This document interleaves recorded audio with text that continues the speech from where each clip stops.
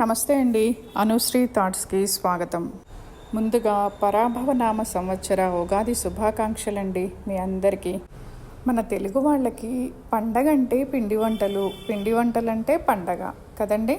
ఉగాది రోజు నేను ఏ విధంగా పూజ చేసుకున్నాను, ఏమేం స్పెషల్స్ చేశాను ఈ వీడియోలో చూసేద్దాం.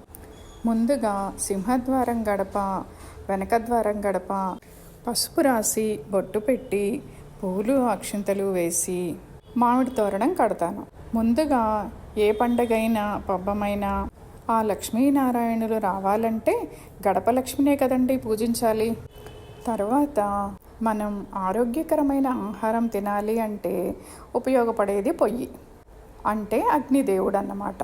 అక్కడ కూడా ముగ్గు వేసుకొని ఇక ఓం ప్రథమమైన వినాయకుడికి ఉండ్రాళ్ళు మొదలుపెట్టాను. ఉండ్రాళ్ళకి రవ్వ రెడీ చేసుకొని రవ్వ చల్లారే లోపల ఉగాది పచ్చడి చేయటానికి ప్రిపేర్ చేసుకుంటూ ఉన్నాను.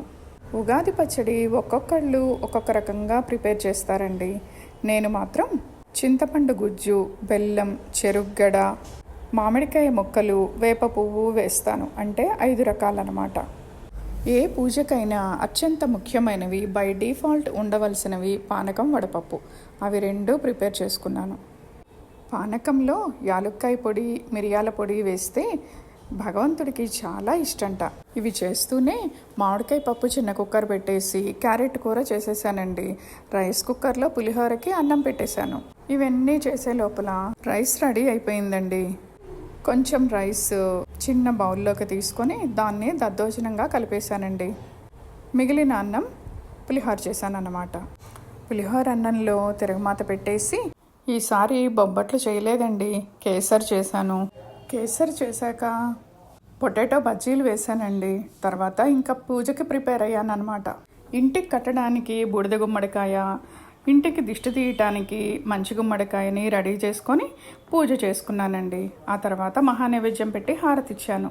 చూసేయండి, కొండంత దేవుడికి కొండంత పత్రి మనం పెట్టలేం కదండి. మనస వాచ కర్మణ 4 పూలు పెట్టి నమస్కరించిన భగవంతుడు సంతోషిస్తాడండి. కాదంటారా, అవునంటారా? నా మాటలు మీకు నచ్చితే ఛానల్ లైక్ చేయండి. మీ అభిప్రాయాలను కామెంట్ రూపంలో తెలియజేయండి.